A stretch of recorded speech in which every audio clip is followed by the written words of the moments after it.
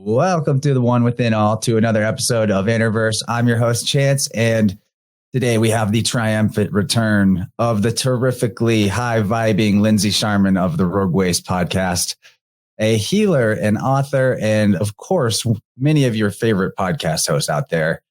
Lindsey does a show called Middle Path on Rockfin, and of course, the aforementioned Rogue Ways. So there's tons of content, 2 or 3 episodes a week out there for you guys to catch up on. Really, I think I've been on there 3 times, if you count Middle Path, since Lindsey came back to my show. So my bad. We are definitely overdue to get Lindsey back on, but I think everyone's going to be just as stoked as I am, considering how much awesome overlap in the Rogue Ways InnerVerse community there happens to be. So fresh off of a road trip and some nature recharging, I think Lindsey is going to be really on point and in the zone to present to us a conversation about psychopathy, the psychological dynamics of these individuals out there in our midst with personalities borderlining on madness to actually intentional energy vampires and crazy killer type people. So Lindsey has kindly provided us a PowerPoint. If you guys want to catch the video version of the episode out there in RSS feed land, I do recommend it, but I think that the information will translate with or without. And so, okay, before we get this party started and talk about all these things, we have some business to introduce to people, if I'm not mistaken. Right, Lindsey? Oh, yeah. And I am so excited about this business. This business is mostly pleasure, actually. And it's very high vibing pleasure, as you mentioned. And I'm so stoked because we have the 1 day of brightness events, and we've been doing them. I've been organizing these every solstice and equinox since December of 2020, when we went into a very low dark point. And so I wanted to specifically counteract this black magic and this darkness that they were specifically timing at that part of the year because the sun's at its lowest point and its lowest place of energy. And we know energetically there's nothing wrong with that. We all need a rest. We all need a pause. We all need our sort of shadow side to come out. But they like to use that time and they like to use that psychology against us and try to make it seem like we're dying or waning or losing the battle or something. And so to counteract this, we had the 1 day of brightness, and the goal was to get everyone together and vibing really high and creating this light and love that we can share with each other, really hype ourselves up and really pump ourselves up and get strong and get confident and carry through that darkness. And we did that and more. We carried ourselves all the way through to the next equinox in the spring. We did the 1 day of brightness again by popular demand. It's just amazing how people come together in these and really reach deeper and farther than I think they usually do, or really it's farther and deeper than they believe that they can otherwise. And, we can't underestimate the power of coming together and the energy which we lend each other. And you're not giving it away. You're just vibing in sympathetic vibration with each other and amping each other up. And it's just beautiful. And people have experiences that they would have never thought they would have, whether they describe those as psychic or paranormal or, psycho-emotional or whatever it might be. There's healing that happens and there's learning that happens. And there's experiences that cannot be matched, I think, anywhere else. And it's always beyond what people expect. It's always beyond what I expect. So we did it again for summer solstice. And now we get to finish out the whole cycle and do fall. And this will be the 4th. It'll be the whole full cycle complete. And I don't think that means we're going to stop doing the 1 day of brightnesses, but it's definitely momentous for me to have people so excited to participate in these and to have been able to do this for a full cycle. So I'm very excited to reap what we have planted and grown with loving care throughout the year and harvest some of this amazing brightness and energy that we've been crafting. We're going to have myself there, of course, as always, with some guided meditation, some tarot, and some maybe some aura work. We'll see what exactly I pull up at that moment. We're going to have Catherine O'Shea, as always, such a powerful communicator with soul. She calls herself an animal communicator, but truly she communicates with all kinds of our higher levels of self and allies and spiritual allies, and just some amazing messages come through. People are always so grateful for that. There's always so much healing and depth that goes on there with Catherine. We've got Michael Wan this time, which is super excited to have Michael. He's going to work with our personal sort of astrotheology and astrology, and that's very exciting.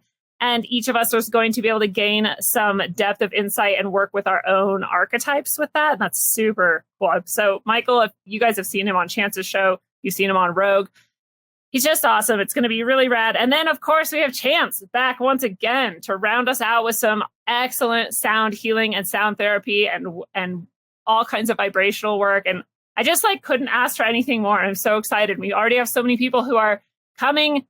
And I'll stop talking about it now, but I really hope everyone out there will go and grab their spot while there's still spots left at, of course, rogueways.org in the shop. It's probably the first thing you can click on once you scroll past the categories, because it is the most often bought and purchased and supported object in the shop because people love it that much. So excited. We always have repeat people coming back, and I know there's going to be more this time. Okay, now I really will stop talking about it. Well, I'm going to start talking about it. I'm really excited. I have a few things I want to say, so I'm going to try to start with the one that seems easiest to forget. You talked about kicking this thing off in 2020 and how obviously intense the vibe assault has been in the last 2 years or so. And I've noticed in doing sound healing sessions for people, there's a lot of sticky energy right off of the body on the left side, in the crown area, the corona area. And this is where the worrying about the future comes in. So I think a lot of us, I mean, I won't say all of us, but I think a lot of us, no matter how energetically resilient we are, we've been picking up some static in that zone, and it's just snowballing the more quickly things slide into technocracy and tyranny. So get in there. We'll do some work on that area specifically, extra time on that area. Yeah. If anyone's worried about not being able to hear it well or not being in person on the sound healing side, it does work remotely. I have done this more than once now, and it's quite remarkable. We'll just lay my massage table out and imagine what the person's body would be like if it was there, and the forks react as if there's a body there. And according to Eileen, this is also applicable to a group or even to a recording that you hear later. The important part is that you're opening up your intention to receive, and it doesn't matter what point in time or where in space this was transmitted, because it's all working through the non-local 0-point energy field, right?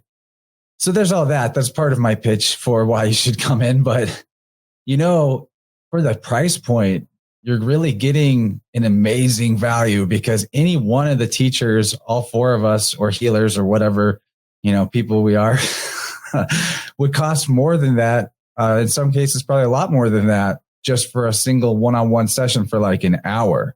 And this is an all-day event. And I actually last time learned moves that I've been doing since then, breathing techniques. So who knows what we're going to get this time, but I'm sure it'll be exactly appropriate for the energy that we're moving into. And I just watched a animal communicator documentary that was tear-jerkingly beautiful and really made me excited to connect with Catherine O'Shea and sit in on her session again, because I already knew it was possible, but now I extra believe it after watching some of the stuff in this documentary I saw. They talked about it on Mysterious Universe. And then, of course, like you said, Michael Wan, that guy is a one-in-a-kind, super genius, awesome vibe master.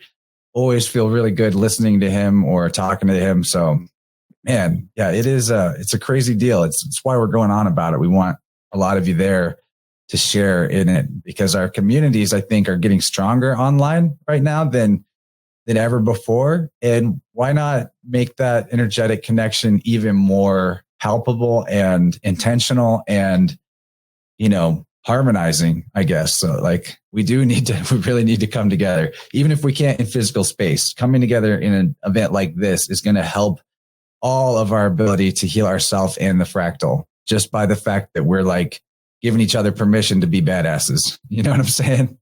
Yes. Yes, and I'm glad you brought that up, that it is virtual. People are often like, where is it? Where is it? I can't travel. No, none of us are having an easy time traveling right now. And like you said, the sound healing works virtually. All of this works virtually. The meditations work virtually. Catherine's gifts work virtually. All of them do. And so it's a virtual event. And what's also cool about that, for me at least, is I've been to in-person events and you have to like choose, and when I have to go eat and I have to go to the bathroom and I can't sketch this and I'm going to miss it. Well, this is awesome because everyone gets access to the recording of it for usually a week to 10 days afterwards. So if you miss part of it and you really and we take breaks. And we do take breaks. We do take breaks. And you can go back and watch anything and participate in anything that you may have missed. One last thing I'll add, just because I just remembered, every single time we do giveaways, we've given away Spiro EMF gear before, which, if you know, is a pretty penny usually. We've given away Catherine's services, my own services, and all kinds of gifts, orgone jewelry. Just there's always giveaways too. So if it wasn't enough that each presenter's skills and gifts and sessions are at least double the cost, and you're getting all four of us at half that divided by 4, you also might get some really cool prizes. It's far more than worth the money, and I'm very excited to be able to offer it at that price. We can do that because we get enough people to participate that it is far, worth all of our times. It's just such a great event. I'm so stoked. I'm very excited. Okay, I'll stop again. Yeah, it's pretty awesome. I'm really excited for it too, but I guess even though I could probably just go on for at least an entire 3 hour of a podcast, just talking about one day of brightness and who's going to be there and maybe cool stories from previous ones, even though I've only even been to one before, we'll move into the actual conversation. One last thing, if I may. It's good that we front loaded topic of... Sorry. Go ahead. It's on the 26th. It's from 10 a.m. to 4 p.m. Mountain Time. And again, you can go to rogueways.org and just go to the shop and find it.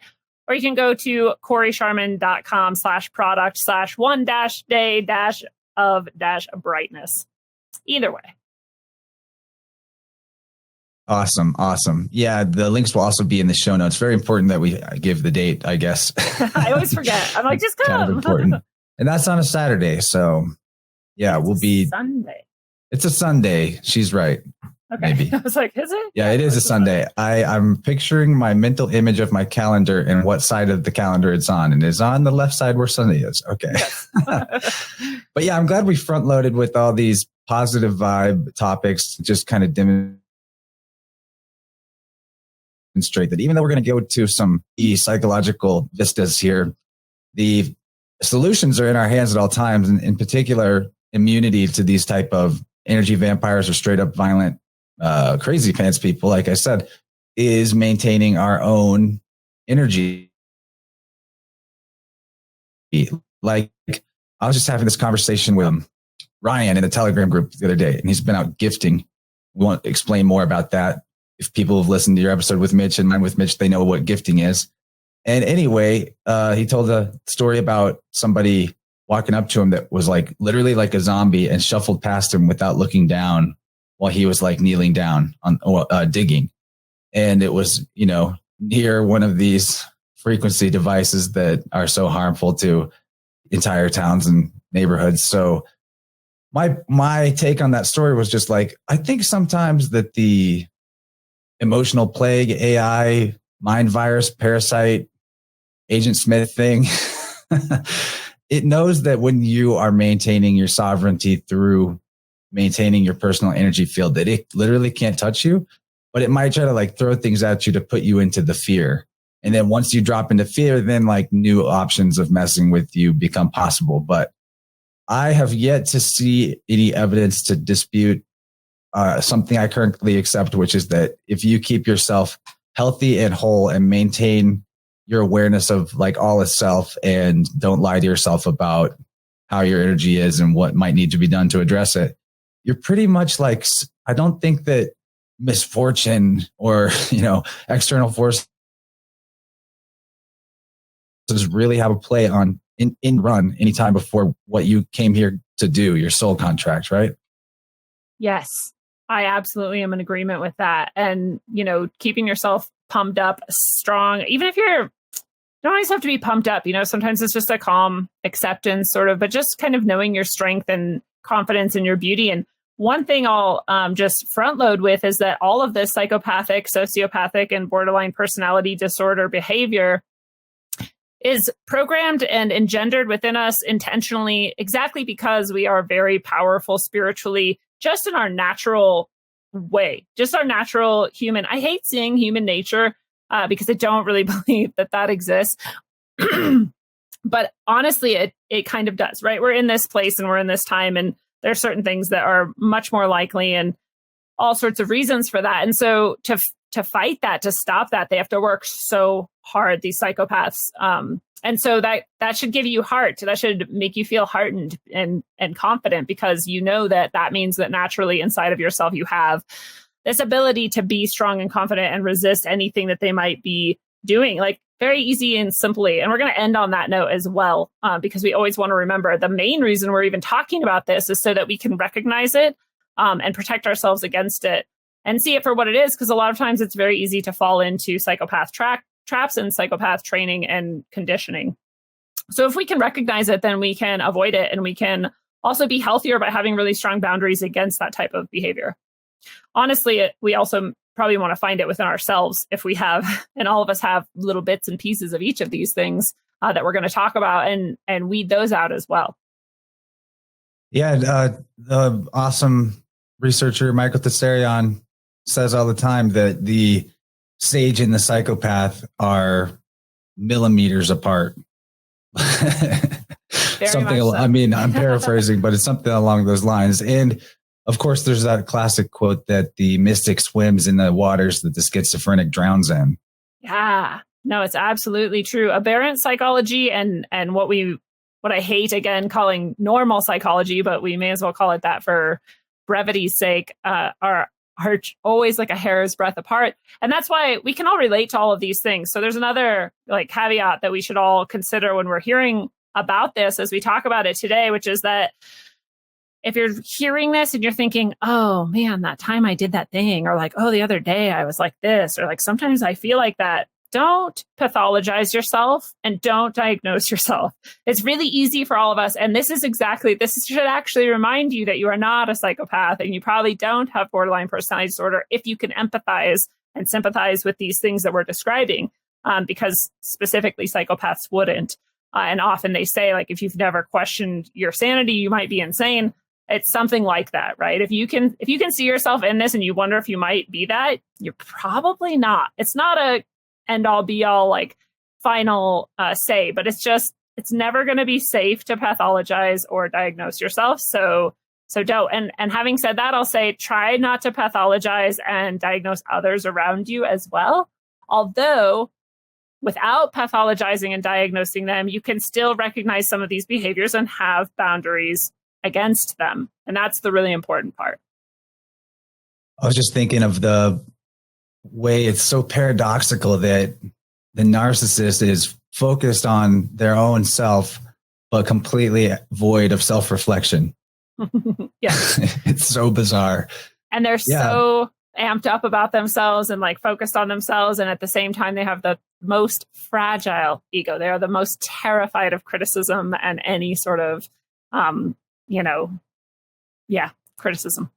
But when we recognize the stuff in ourselves, that actually is proof that you have self-reflection. And even if it's a pattern that you're like, man, I need to break this pattern. No, I'm doing it again. Just at least keep paying attention to it. You're definitely not sliding into worse unless you ignore it and let it just snowball that way.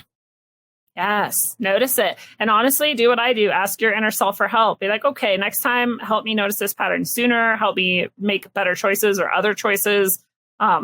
It works every time. It does. I've done the same thing. Bleeding. Like, please ask me for help. Yeah. Brain loves pattern recognition games. Just be like, brain or mind, please notify me when you observe this pattern again. Yes. And it'll be like, you got it, boss. But if you don't give it those type of instructions, it's going to identify patterns obsessively that turn into like, neurotic thoughts. So it's better to put your mind on task and treat it like the game loving, part of yourself that it is, rather than let it throw tantrums and all that because it's not being guided. Yeah. Respond instead of reacting. Yeah. So should we jump into slides? What do you think? Yeah, let's do it. Okay, so we're on the title slide, which I already showed, but we're talking about conditioned by psychopathy. And I titled it this because of an article I wrote last year of the same name, Conditioned by Psychopathy, because I was talking and hearing a lot about bullies and bullying and bully culture and how people are falling into these patterns and why are people falling into these patterns and Stockholm syndrome and the government and abuse and all this stuff. And I was like, okay, having seen this and studied this myself for years, I'm not a psychologist. I'm not a psychiatrist. I didn't even major in psychology. I just have a deep interest in it. And I have personal experience with my own aberrant psychology. And I have experience with people near to me who are borderline personality disorder, which has given me a deep insight as well. And so I just wanted to lay out for other people who haven't had as much experience or interest in it, some of these things, again, because I feel like it is safer to know. So one thing to start with is the idea of what it is that you might call it human nature if you like, but this idea that genuinely humans are generally good. And we can see this, and if you need metrics and studies about it, you can go see this in all sorts of ways, that humans in general are good. Humans in general are helpful. Humans in general have empathy. Humans in general feel pain when they see other people in pain. We have all sorts of examples of humans being good. And part of that makes us what some people might call naive, right?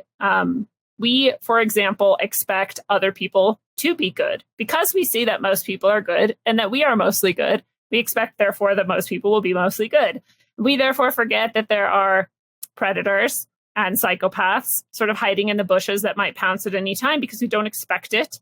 And we don't want to think about those things because we're mostly good. We want to think about good things. We all know that. We all know that feeling. So there's some aspect of this that feels like we're really naive because we continue to expect the best. Even when we see really horrible behavior and really horrible things, we still manage to expect the best. It's really sweet. It's really cute. Humans are adorable. But there's also a function of projecting your virtue on other people. And that's one way that like actually leads into things like trauma bonding and unhealthy codependent relationships where both people have that type of situation of dependency on the other, even though neither one is really right for the other one in terms of compatibility or life goals. Because when you are stuck, you do not recognize your greatness. Basically, that's part of what's keeping you stuck. And you definitely can project that virtue on other people. That is a human nature thing, I think, is part of the naivety. Yeah, exactly. Yeah. And there's some people might feel like that's kind of narcissistic, like it's self-centered to expect other people to be like you. It's not really. It's really more about us being pack animals and group animals, and that we expect around us some level of conformity, and it's because traditionally, we can assume that it's because traditionally that's been true. Within our group, there's been a bit of uniformity. So it makes sense, why we would assume these things and why we would expect that type of thing. Because we're pack animals too, though, we have things like the expectation that people will lead us. If we're not the leader, we expect that someone will lead us. This is normal group dynamics has a leader because groups don't function very well, especially if they have a common goal at achieving their purpose, unless there are leaders. So we expect a leader and we want the leader to be strong. And this is where we get into like alpha, beta, and all of these things. They're real. Some people feel like that's put upon us by an outside structure. All pack mammals are like this. All pack animals are like this. And we are group animals. And that's just true. It's just a part of our functioning. And again, if you want to call it human nature, you can.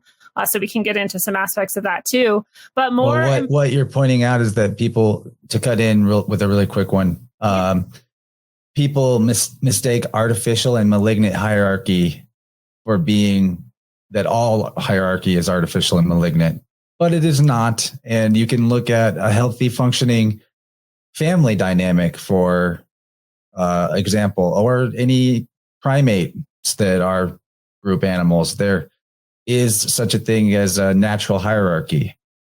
Yes. And there's a reason too why we choose certain people as leaders. They stand out. They're able to take charge. People listen and look to them. They might actually be physically larger or maybe even more physically appealing and attractive in various ways.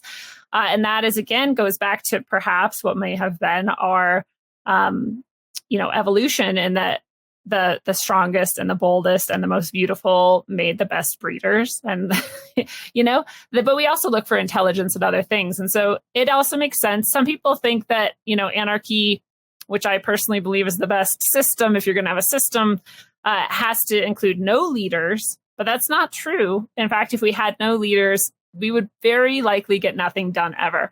Might be cool to live that way too. You just have to decide, do you want to have some things that you get done, or do you want to just kind of live in disorganized self delusion? I don't know. Anyways, it's like the difference between, it's like we're talking the difference between grandpa giving everybody wise instructions to the whole clan versus the Fresh Prince of Smell Hair making YouTube videos about why you should go get your poison dart.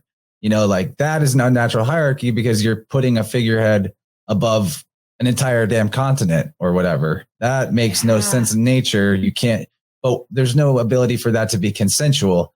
But in a group dynamic where it's a tribe or a large family, you all know each other. And there are other ways that the power dynamic balances itself out. Like maybe everyone listens to grandpa, but there's grandma is telling him what to do or whatever, right. But they all know each other.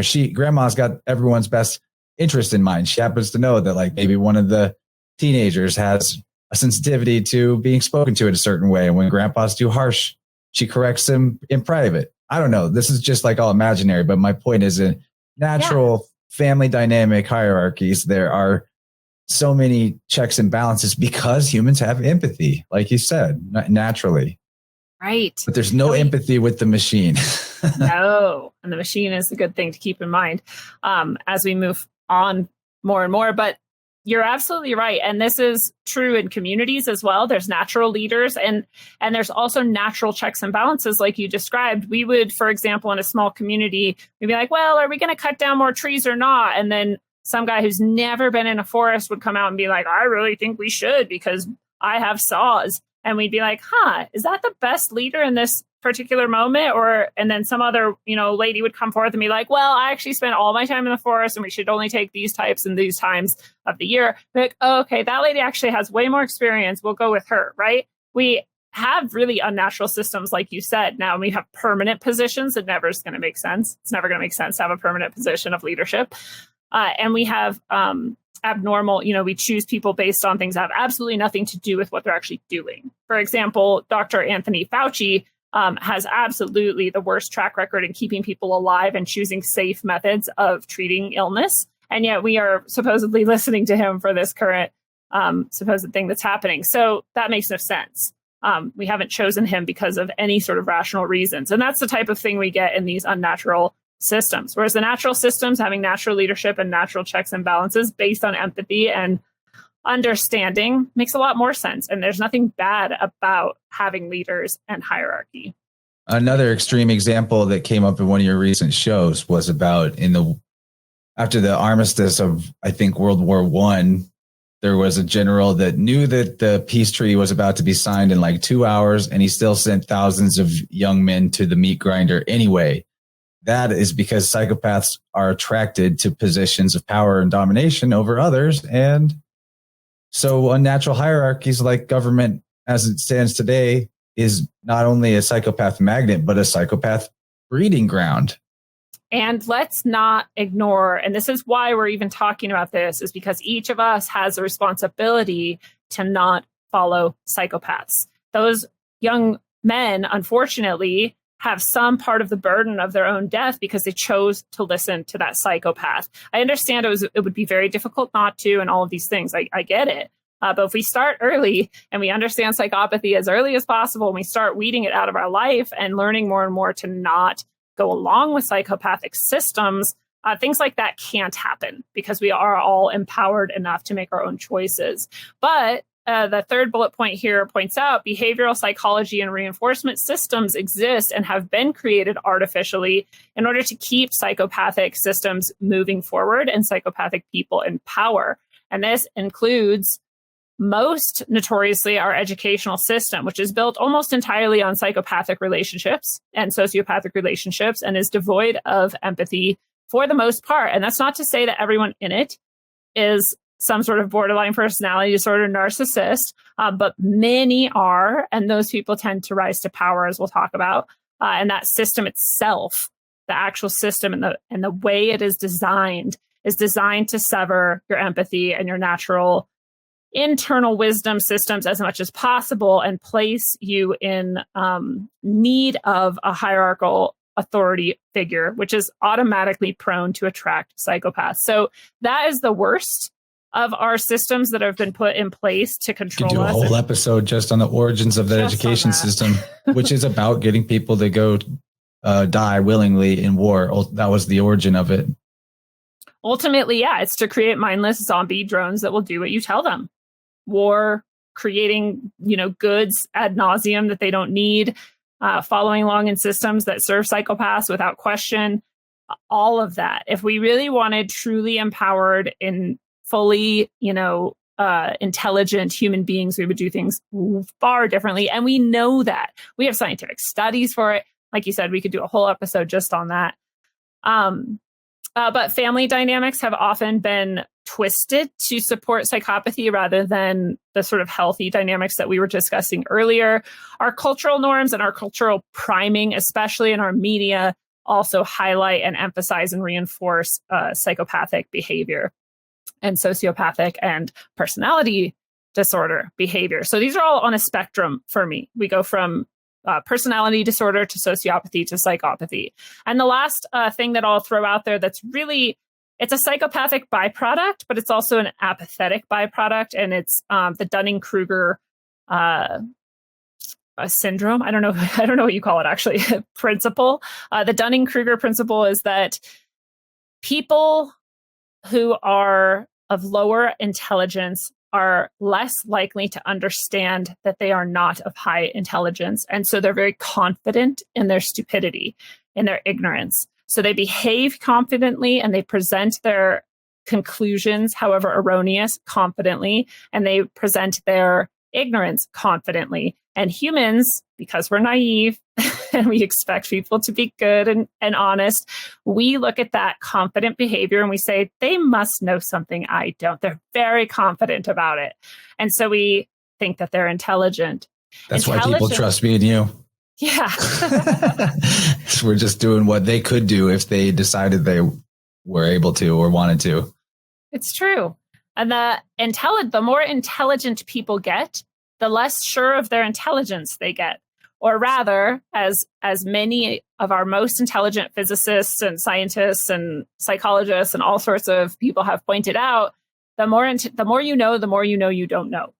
So the more I study something, the more I realize there is so much more that I need to know in order to really understand this.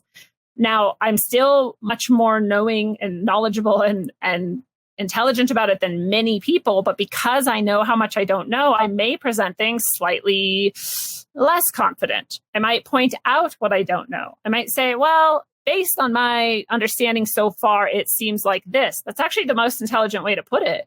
But what people hear is that person doesn't know what they're talking about. They're not very confident. They're not very sure. We're not going to trust them. So the intelligent person undervalues their intelligence and they present things less confidently. So Dunning-Kruger states that the people who will be perceived as and then rewarded as and therefore put in leadership positions are the stupidest. And the people who are the most intelligent are going to fall along the wayside and not be listened to because they're less confident. That's a really short summary of it, but this is another reason why we tend to allow people who are not appropriate for various positions to be in those positions, in addition to the rest of this psychological twisting that we're seeing. So all of those things play into why we even have psychopaths in power.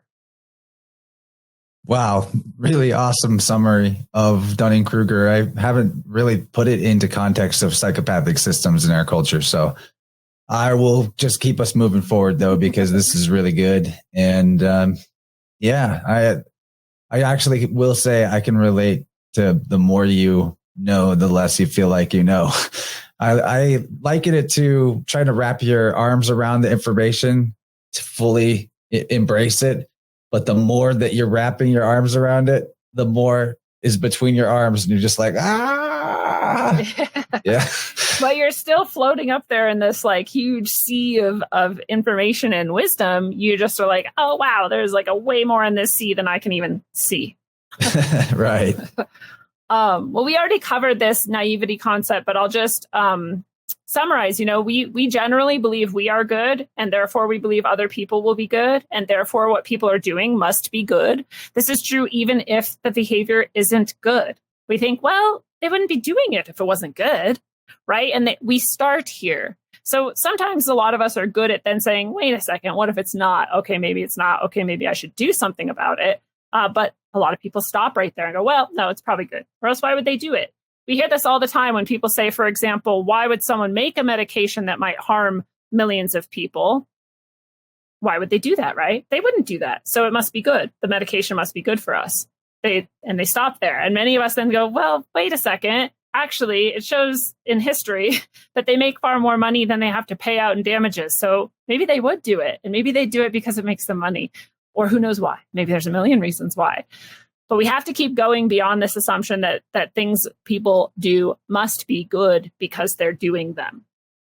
It sounds so simple to those of us who have ever gone beyond that, but to so many people just stop there. So we also therefore believe, however we're being treated must be good and for our benefit, even if it is abusive and harmful at times. And we assume that everyone is doing the best thing they can be doing. There must be a reason for it. Even if it's not that great, it must be the best thing possible at this moment. And none of these things are true. But because we are good and believe we are good and therefore others are good, we fall into all these logical fallacies about other people.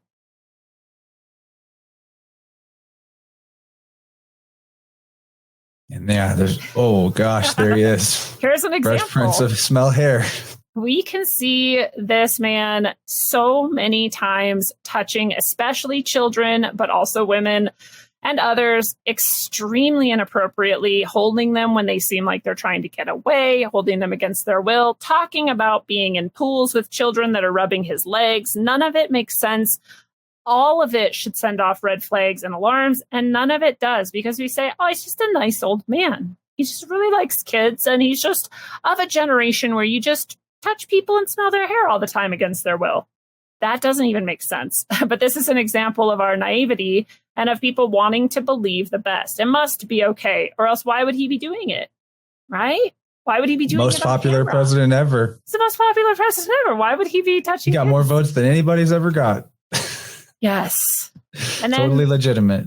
And then we go into delusion if it's challenged too much and we start saying things like, oh, well, it must be Russian propaganda then, because he can't be that bad. It's so sad. We're so good. We're so good. It's sad. I get frustrated with people sometimes when they can't see the reality of some of these absolute predators. But I also have to remember how good they are. And that's why they believe this. It's hard to paradox. Yeah. You know, I've observed this dude getting so off the rails that they have to overproduce everything that comes out with him. Like, it's all edited because he probably had 5 minutes of garbled mumbling between getting any actual words out. And the other thing I've observed is that on the White House's YouTube channel, where they have to turn the comments off for their videos because otherwise they would be too lit, it's usually about a 10% to 90% like to dislike ratio. So that tells me that people are opening their eyes big time to this, even though what we're told by the other psychopaths with way too much power, the mainstream media, that most popular president ever or whatever. But I don't think that I at least maybe it's where I live, but I've not run into many or any people with that opinion IRL, but I'm sure they're out there. It's a very my grandpa reality. My grandpa, actually, I'll just say that. Yeah. He watches like CNN all day. He thinks the Democrats are the same that they were in the 50s, you know. Yeah. Yeah. It's hard to see through it. And that's part of this too. Why would CNN tell me that if it wasn't true? Right? Another aspect of our pack psychology that we project out is we say, well, if no one is doing this thing, then we shouldn't either. Right? So this is part of the ease and brainwashing us into thinking that we should all be wearing face diapers over our breathing holes. Well, no one else is not wearing one, so I probably shouldn't not wear one. I should probably wear one. Everyone's doing it. right? I should do that too. I always bring up the example that's terrifying and hard, but I lived through, which is some man abducted me and was dragging me down a very well lit, very crowded street as I was screaming and begging for help and crying. And no one helped me because of this exact psychological principle. And that is that no one was helping me. So if no one was helping me, we probably shouldn't help her. There's probably no need to help her. There's something else going on we don't understand. We should just leave it. Once one person helps, then everyone goes, oh, someone's doing that. Well, we should all do it then. So it's just this like very strange psychological principle we have as pack animals that we do what everyone's doing because that's what we're doing. So it takes a very independent mind to see beyond that level. It's not a bad thing. None of these things are bad in and of themselves. There's purposes for all of them. There's a good reason why we tend to all do the same thing, because it tends to be the best way for us to all reach the group goal. But there are times when we don't want to be lemmings and follow each other off the cliff either. It is true that it's safer in the group. So we do have group psychology for a reason. It's safer when we're living out, especially in harsh environments, to be in the group and to be with the group and doing what the group is doing. But therefore, we also have that negative aspect of that, which is that we tend to do what the group's doing, even when it's not safe. We tend to believe the group will take care of us, and the group does tend to take care of us. But also, if the group has been inverted by psychopaths, taking care of us might not look like actually caring, and it might not be actually helpful. But if we're too naive to see through that and to find the psychopathy and to make boundaries against it, then it's going to harm us. I want to. Oh, I thought you were finished in this slide. You finish, and then I'll wrap up a thought. Okay, perfect. And we already talked about this, but we, again, assume that the leaders of the group must be the strongest, best, and smartest, because traditionally, most often, it was likely that. And we would likely replace anyone who wasn't the best, strongest, and smartest. But we don't function that way anymore because we have artificial structures on top of our impulses that keep people in power, even if they're not the strongest, best, or smartest. Yeah, the group psychology dynamic is another thing that deserves its own examination in a full program. To bring up to Sarion again, he's done some of the most useful work on this I've ever encountered. But there is some very strange stuff going on with humans and groupthink right now. And I think on the psychological, spiritual development level, humans, part of what we're here to do is to learn how to individuate ourselves from the group. And that process has been inverted or hijacked by possibly millennia of eugenics programs that attempt to only allow those to breed who are the most like the fictionalized lemmings jumping off a cliff, which, by the way, the D totally staged that. They just caused the lemmings to run off the cliff and murdered them, right. Which I think must have been some kind of a like hex to get people to, oh, cute little lemmings. And then they all commit mass suicide. I don't know. Yeah. I don't know. You never know what Disney's up to. They're mad sorcery. But the point is that this is why people will join big protests and movements. They might want to feel like they're doing something, but there's mainly what's going on is this feeling of euphoria. There's actually a euphoric rush. It's hard to imagine for those of us that don't even gel with groups or vibe with groups at all.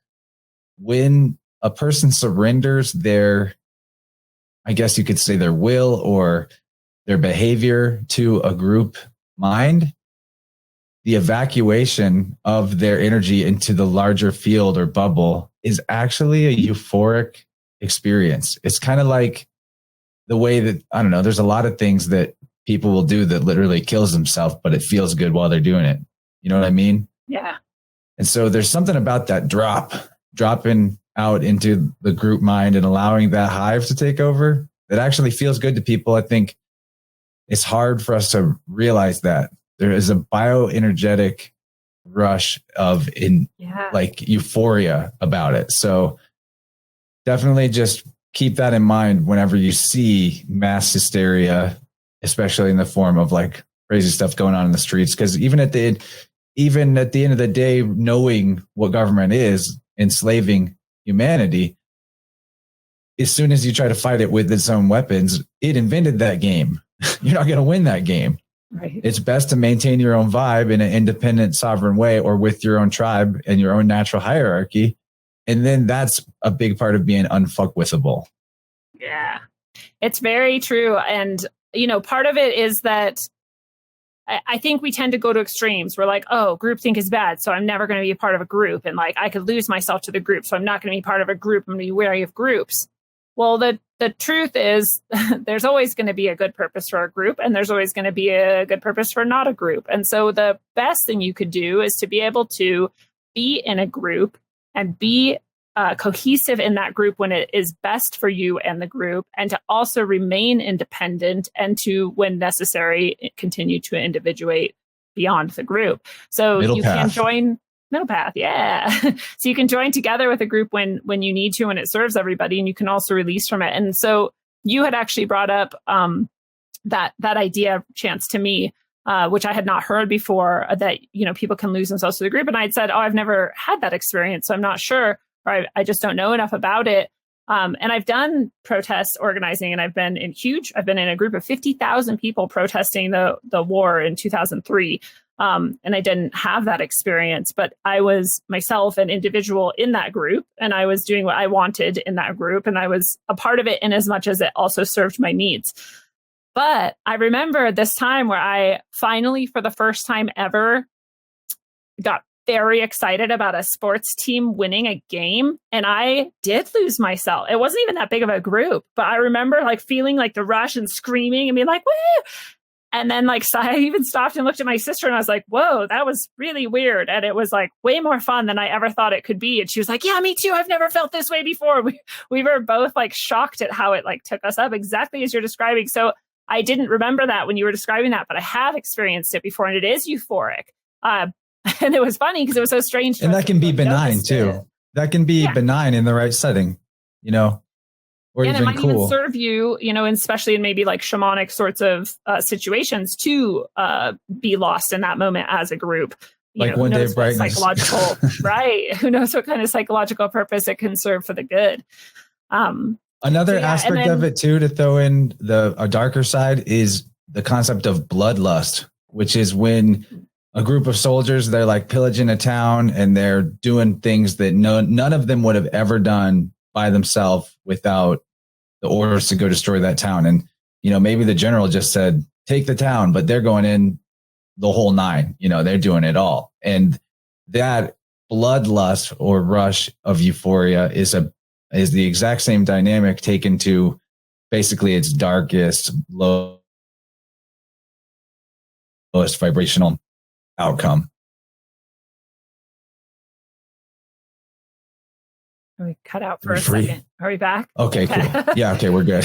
Yeah, and that could serve a purpose too, in that we can, both positive and negative, we can accomplish things we couldn't alone because we don't believe we don't believe ourselves capable of it. So killing and raping is one example in the dark side of that. But on the positive side, again, on the shamanic side, we might not believe that we can go in and heal ourselves or change future of humanity or change timelines, but together we can, and we can give ourselves up to that and feel that is possible. Alone, no, I could never do that, but together, sure, we can try. Like there's a positive and a negative to most of these aspects of our psychology and our ability. An example would be fight geoengineering. Like more and more people are actually picking up that fight. And I see people excited to wake up in the morning or to go out on their missions or to make the orgone. There's a rush in a very positive sense, I think, there. Knowing that we can do it together. Yeah, it's very beautiful. I did do an episode on group psychology at some point on Rogue Ways, if people want to go visit that. And I talk about a lot of these things too, in the positive and the negative senses, and how we can avoid the negative and welcome the positive. But, another aspect that is used against us is our behavioral psychology. So as humans, we also have the tendency to be what Michael Wan and I talked about once as being like programmable. It's like we're programmable. We have these various buttons we can push and these various things that seem like there's no way around them and we can't undo them. And the psychopaths know this. And so they use it against us. And the simplest version of behavioral control and programming is to reward what you want to continue and to punish what you want to stop. And we all can relate to that. We use it with our dogs and children, perhaps, and it has been used on us. So aberrant psychology in our society is rewarded.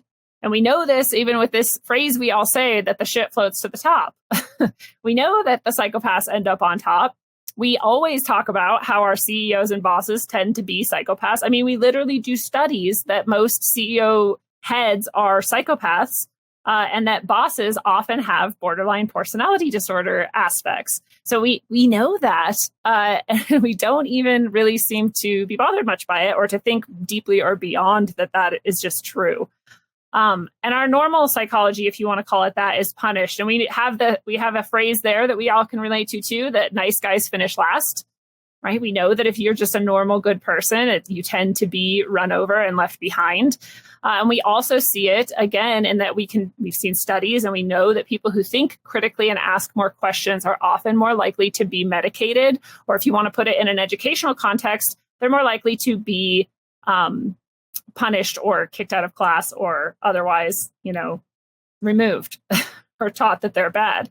So we can see these in other areas too, if we want to, but these are just some quick examples to show you that this society is set up to reward aberrant psychology and punish normal psychology. Our culture is constantly promoting images and examples, and most of them would fall into, if not psychopathic, sociopathic, or borderline personality disorder categories of behaviors. And so we're going to look at each of them, each of the psychopathic, sociopathic, and borderline personality types so that we can become more familiar with what they actually look like, so you can start to see how it surrounds you everywhere you look in media, but also in people and in their behavior. And especially right now in 2021 is the height that I've ever seen of aberrant psychology being rewarded and celebrated. Well, I want to point out too, since you've been doing a lot of this is the light side of it, this is the dark side of it. A way to distinguish maybe going in when we're talking about bosses, for me, at least in my personal history, when it was a big corporation like Domino's, when I worked there, I called it Demonos. The stories I could tell about the general manager and assistant manager of that store it would put the show Cops to shame. Really horrible stuff. And I wonder if there's something to do with these corporate hierarchy power chains, these, pissant little middle managers that are just running one pizza shop think or feel like I have the entire power of Domino's in my hands in this kingdom. You know what I mean? Yeah. Whereas when I worked at a restaurant that was just owned by a local family or something, maybe only had one or two locations, the management was cool. They were chill, maybe they weren't always perfect or whatever, but I think of my mom. She owns a company. She's got about 50 employees, and she talks to me all the time about how her main stress in life is making sure that their 50 people's families are adequately provided for, not just the one person who's working there, So that's natural hierarchy, aberrant, disgusting, corporate, monolithic, terrible. How many words can I describe corporation? Psychopathic. They're psychopathic. It's psychopathic. Yeah. And it's interesting that you point that out, because it's absolutely true. It's much more likely to be true what you just described. And it could be as simple as the people who are working for and creating their business from the ground up have a lot more empathy and sympathy and actual feelers in it. And, it's their thing. There could be psychopath small business owners, but totally. I see what you mean. Probably much less likely. Whereas the corporate, a corporation is literally a dead entity. It's basically a psychopath in itself. It can't feel. It's an AI that lives on paper instead of in computers. Yeah. Seriously, it is. It's got it's got a feed on profits, increasing revenue. Right. And then the people at the top make decisions, and they never saw anybody that it affected face to face. Absolutely. Yeah. It breeds psychopathy. It invites psychopathy. In my own experiences, when I've worked at smaller businesses, the bosses have been strict or severe or harsh or kind of had high standards, but they also cared about me. And like you said, wanted to make sure I was okay and had a livelihood and could continue doing that. And when I've worked at mostly schools, which are, again, bastions of psychopathy and really designed to create more and more of it, most of my bosses have had borderline personality disorders or seem sociopathic or psychopathic. Some of them not, and some of them may not be diagnosable, but have more of those tendencies. But enough of them were literally diagnosable that it's worrisome. It's worrisome to see this pattern over and over again. And those are the people running your children's education. It's probably worse than when I was in school, but let me tell a quick story I've probably never told on the show before. In high school, I was the editor-in-chief of the school newspaper. And it was kind of cool because I got to start that as a junior, and usually a senior takes that role. So I got to do it 2 years in a row. So by my senior year, I was ballsy. And I was writing stories about like, what's in the ingredients in the pizza? And did you know that the French fries in the cafeteria freezer are 7 years old? And, maybe a few critical articles about decision-making amongst the administration of the high school. And I was threatened by the principal that he was going to cancel the school newspaper. The principal changed the rules about sports out of the blue to target me. I know this sounds narcissistic, but basically, yeah. I was taking a minimal number of hours my senior year, so I could spend the other part of the school day being the editor-in-chief of the newspaper and taking it really seriously, even though I didn't need to. I just really liked it. I thought I was going to go to journalism school. I got kicked out of journalism school, but now I'm doing like you're doing real journalism now. Indie journalism. Yeah. So funny how that worked out, but. Anyway, he changed the rules and made it so that not only did you have to be in a full 8 hours or whatever of courses to do sports the semester of the sport, but also you had to have been at the previous semester. So he ruled me out. And I was the only student in the school who the rule change actually affected whether or not they could do sports. And that really happened. These are real people that are the principal of schools, and maybe they put on a really great face and can charm you at the PTA meeting or whatever. But at the end of the day, it does attract the most infected of personalities. These, especially people that just never even got over their high school days, they go flocking to it. Yes. And there are inbuilt methods for getting rid of those who are not petty tyrants and who do not practice borderline personality disorder behaviors against their students and underlings. So if you had a good principal or a good leader, it's possible that they genuinely changed the culture of your school or helped it grow, and that happens. But it's rare, and it's much more likely they got fired, pushed out, or otherwise removed from that position, demoted or whatever, because there are inbuilt methods of dealing with this sort of thing if you're not psychopathic enough. But we're going to get into all of the details of each of these disorders, and so you can recognize them more easily again. And we're going to see examples from our culture of how rampant these behaviors have become and how celebrated. And I'm excited for that. Yeah, that's going to be great. We're going to do that in hour 2, everybody. If you somehow didn't know, that will be on Rockfin and Patreon only. And Lindsey's fans, if you're premium members on Rockfin, you can tune in without having to do anything extra. So that is always really clutch. But before we swap hours, if you had anything you wanted to leave with the premium folks, including, of course, reminding them where they can find all the things that you do, all the things you can do for them, and, the dates of One Day of Brightness, kind of recap all that.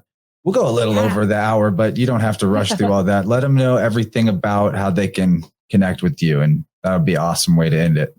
Thank you. Yeah, I'm really excited. And the One Day of Brightness is the best way to, again, like we were talking about, literally protect yourself from psychopathy, sociopathy, and all borderline personality disorders, all types of abuse and bullying. And that's simply because, like we said, building yourself up, being confident, and being in deeper touch with who you really are is the best defense against the dark arts. And so take our Defense Against the Dark Arts class. It really is like a class, but it's much more than that because it's experiential, and you get actual messages from your spirit guides, for example, or actual meditations you can take and do elsewhere, actual learnings as well, like we were talking about. So that is on this. It's not on the equinox this time, which I'm really sad about, but I wanted to make it on a Sunday so that people could go to it. So it is on the 26th, shortly after the equinox, and it is in celebration of the equinox and in connection with that energy that heightens at that time.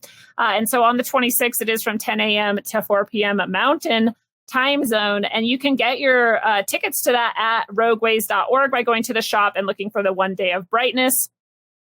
And anybody who is a listener of this show can get a discount on their tickets if you buy it within the next week. If you can enter the coupon code Chance Rules, and if you do that, you can get 10% off your ticket price. So I'm very excited to have all of you guys there with us.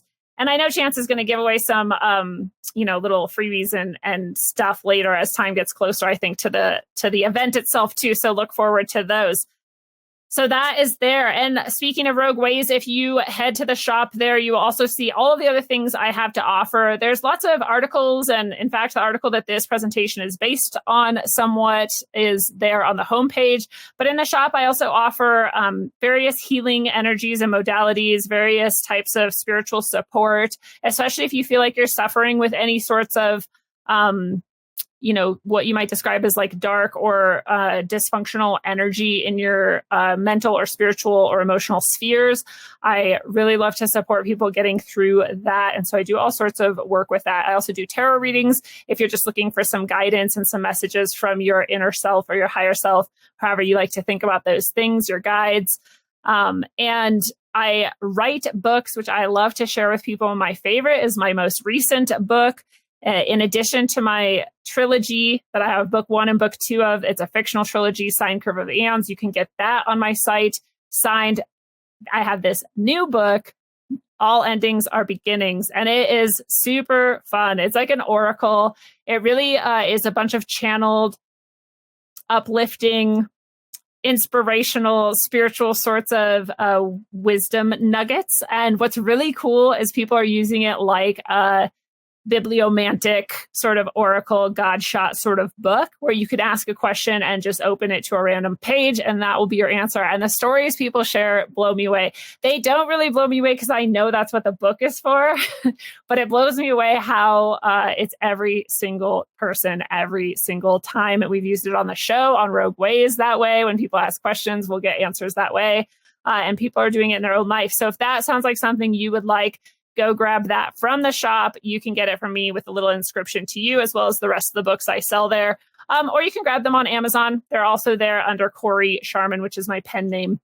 So I think that's everything. I always feel like I leave something out, but I will love to see you guys all on the site or on Rogue Ways or on Rockfin Middle Path as well.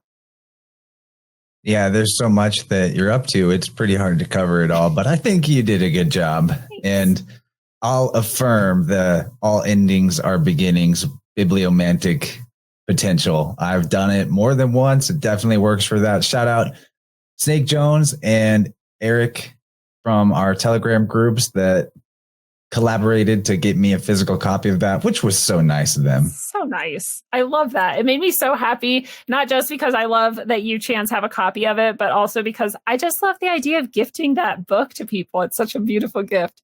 I'm very grateful to be a part of that. It's really an honor. I'll let everyone in on a secret. I was the first one to get a copy via email. That's true. That is true. You were the first person to ever see the completed product. That's amazing. In fact, you gave me the best review I ever had, which was something like, do you want to try to say what it was? I don't know what I said, but I definitely compared it to Khalil Gibran because I had a similar feeling of just sort of elated, balanced vibes of seeing the, recognizing that our joy springs from our sorrow. And vice versa. They are necessary for each other to exist. And so we can, no matter what type of winter we're in or what kind of storm the world is in outside, we can know that the only reason it bothers us for things to be that way is because we've been blessed enough to experience something more harmonious, and that we know that more harmonious places are possible to get to. So either way, like there is no, everything in the universe is for your enjoyment or enlightenment, oftentimes both at once, and, maintain that unfuckwithable vibe. And we'll catch everybody in hour 2. Thanks, Lindsey, for coming on. And I'm looking forward to continuing. Yes. See you on the other side.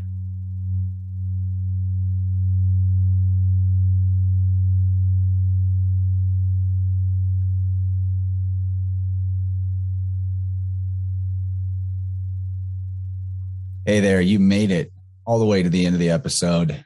Really glad that you tuned in for the entirety of this show. And I'm super grateful as well to Lindsey for coming back on and giving us a full-on presentation.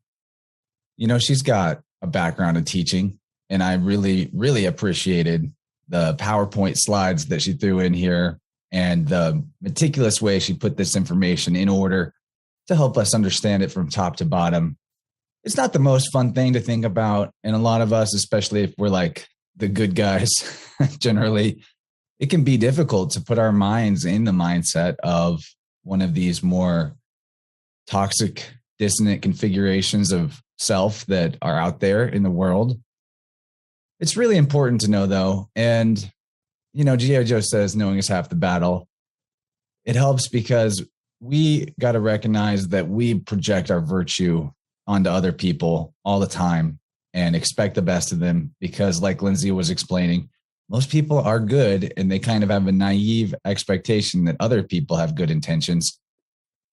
And I have to agree, like my own life experience has validated this many times. I'm kind of gullible sometimes with people, putting up a face of being spiritual or kind or generous or whatever, and then getting further into knowing them and realizing actually they just kind of want to take what they can take and not do anything else. And we need to still have love, even for the wildest of the wild, like, whoever happens to be the president of United States Corporation, the figurehead for all of our rage against the machine, that type of thing. I'm not saying necessarily that we forgive evil in the sense of like allow it, but on a fractal dynamic, you could look at it like these are the vultures that are coming in to help us recognize where we need to get rid of necrotic psychic tissues and grow into a new form, right? Because ultimately our vulnerability to the psychopath is totally tied up in our relationship to ourself and our personal boundaries, and whether or not we've elected to create a life for ourselves that's independent or dependent. And unfortunately, most of the systems we could be dependent on in society are psychopathic in origin and nature. They draw, attract, and create psychopaths. Anyway, if you guys are not aware somehow, there is a plus extension, a second hour to this conversation. We went over an hour, I think, on both halves because we were trying to get through it all and I had too many comments. But in hour 2, Lindsey does give us more of a breakdown of the different types of these borderline and full-on bad mamma jamma type of individuals out there. And it's far from the end of the conversation, but I was glad to be able to get it all laid out in a cohesive way like this. None of the things in Plus are probably things that you couldn't go find out on your own with your own research, but I do think there's a benefit in hearing it from Lindsey and maybe even my own commentary, because there's experience and then there's the information and knowledge. And we're trying to bring you our personal experience in addition to the knowledge so that you can plug that into your personal experience. So if you want to hear the second hour of Lindsey's presentation here, get on Rockfin, become a Rockfin member, or join my Patreon. Rockfin has the advantage of getting you Lindsey's content and my content, although I think most of what she does is free. She's, I think, pretty much her payment for this type of work that she does is drawing people in to work with her on the energy healing level or tarot level or different types of spiritual guidance and counseling that she offers. And I know she tailors those experiences for people based on the person she's talking to. And I highly, highly endorse getting connected to some of us out here who are doing this type of thing, podcast thing and healing arts thing, because investing in that type of experience, like paying somebody to do the energy work with you, it actually makes it more significant for the receiver because there's an exchange. You know, you take it more seriously because you had to invest in it. Does that make sense? If you're on the fence about it, think about it. Maybe it is worth it. I actually just had a session with Joel Graffiti, our last guest. He did a Terrascope human design session with me, helped me explain to me the user manual of my particular sky clock configuration. And that was really, really helpful. It's not easy. It was like especially by the end, it was like, okay, time to confront these things in your life in the places where you're not confronting them. And I'm going to work on that, but it is highly, highly worth it. So check out Joel. I think he's still offering the coupon code here for the Truth 50, HTFT50. Is that right? Here for the Truth, HFTT 50. That's the coupon code. Knock $50 off of the session. Really a generous offer. What else is there to tell you guys about? Well, I was on Weaving Spiders Welcome again this week. I couldn't hang for 5 hours. There's a huge episode, but they had on Slick Dissident. He's a YouTuber that is new to me, but has got some really amazing content. One of the things we were discussing was the Catholic Church, the Cathars, toxoplasmosis. It is a really weird rabbit hole. And I want to have Slick on for a conversation on InnerVerse. So that'll probably happen down the line. I was also on a show called Nifty Dimensions, which by the time this comes out, this episode, the Nifty Dimensions show with me might not be out yet, but go follow Nifty Dimensions. His name's Lenny on YouTube. We had a sweet conversation. His channel's kind of about crypto and NFTs and stuff like that, but he had me on to talk about the things I like to talk about and change it up, mix it up. And it was really good. So watch out for that. I'll be posting it, of course, in the Telegram group and on my socials when it does come out. So keep an eye on all these things. If there's any other shows out there that I haven't been on that you like, maybe hit up their hosts and see if they'll talk to me. I enjoy being in the guest seat. I love these flow states. And I'm going to keep it brief today. Too much to say if I was going to get into deeper discussions, and we'll just save it for the future. I've got a lot of work to do today. It's Labor Day, but I have many labors to complete. So I'm going to get out of here. I'm going to play us out with a song called Options by Zen Tempest. And of course, don't forget, if you're not following Lindsey over at Rogue Ways, check her out on Rockfin and YouTube, or just subscribe on a podcast RSS feed of your choice. Tons of good stuff there. I've done several episodes with her. Most recently, a few weeks ago, we did an entire sound healing related conversation presentation. It's called Song of the Ether, I believe is the name of that episode. So go tune into all that. If it's your thing, definitely take the dive into the Weaving Spiders Welcome verse. That is some of the weirdest and coolest synchronistic weaving I've ever been a part of or seen. But all right, I love you guys. It's been cool to hang out. Enjoy the outro music, and we will catch you in a couple days on Vibrant episode 3 with a very special guest that a lot of you know, but I'm not going to reveal till that day. And I'll catch you on the flip. Much love.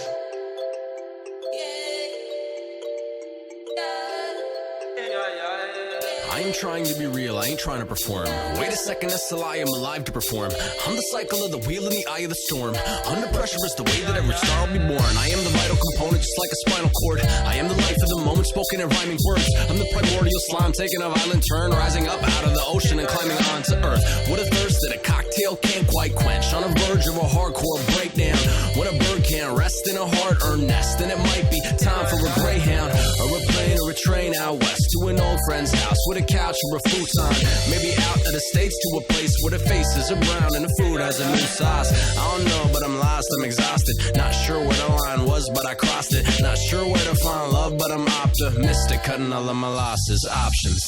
I believe we all have options. Some have less and some of them have lots. But wherever in life you were dropped in or tossed in, God gave everybody options, options. I believe we all have options. Some have less and some of them have lots. But wherever in life you were dropped in or tossed in, God gave everybody options, options, options, options. Worship, birds drift up to the sun, dips back down as the earth turns once. Nervous, words slip off of the tongue and they hit eardrums of the war-torn slums. Service, worth is a well-worn hat, torn up jeans and a sunburnt back. Urgent, urge to deserve what I have and emerges absurdly versed in my craft, like yearn to adapt and observe as I laugh that I'm not that good, but I'm not that bad. As a young man, I learned it was crass to amass more wealth than I knew how to handle that. While on the other hand, I was raised in a land full of bandit vandals. And I ain't talking about bandanas, man, no, I'm talking about government scandals. Yo, I'm in love with a place called faith, with a shade called gray, and a state called grace. I could offer a play-by-play of the day-by-day if it helps you relate, but I believe there is more to a being than the dragons they slay and the place that they came from. There's a certain immaculate space that the places you've been can't touch, that's what's up. Thump, thump in the middle of the night, there's a fiddle with a string and a window with a light on. There's a lone black widow in the crack in the middle of the lamp that's chilling in the nightstand. Don't ask what is living in the gaps. If you really want to see who I am, look inside me. And if not, back off, goddamn, I would literally snap you in half, don't try me. Just kidding, I am really not the type to invite conflict in my life, no, I'm fight free. But I will throw down if I have to, man, don't test me or fuck with my family. I believe we all have options, some have less and some of them have